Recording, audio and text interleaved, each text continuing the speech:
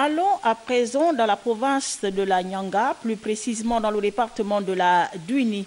Là-bas, certaines circonscriptions administratives étaient longtemps restées sans auxiliaire de commandement à leur tête. Le problème est désormais réglé puisque le gouverneur de cette province a récemment procédé à l'installation des représentants de la puissance publique dans les zones qui en étaient jusque-là dépourvues.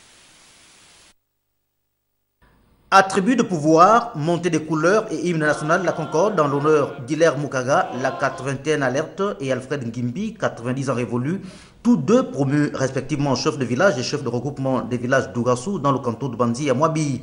Deux auxiliaires de commandement récemment nommés et installés à leur fonction en présence du gouverneur de la Nyanga, Sani Megwazeb, du député du premier siège de la Duini, l'honorable Justin Maranga Monfumbi, des chefferies et autres notabilités locales, parents, amis et connaissances par le prophète de la Duini. Le chef de village incarne et représente l'autorité administrative à la base.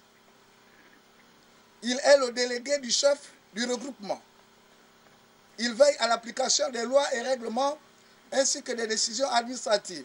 Monsieur le chef de regroupement, malgré votre âge, les habitants reconnaissent votre lucidité et surtout votre sagesse dans le cadre de la gestion des hommes et de leur comportement.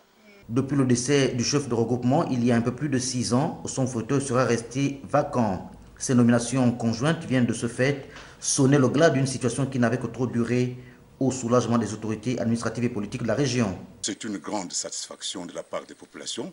Le village doit avoir un chef, un meneur de troupes, un leader assujetti aux principes de l'égalité et de conformité. Nul doute que ces nouveaux chefs veilleront désormais au respect des institutions républicaines et de nos traditions par une jeunesse de plus en plus en perte de valeur.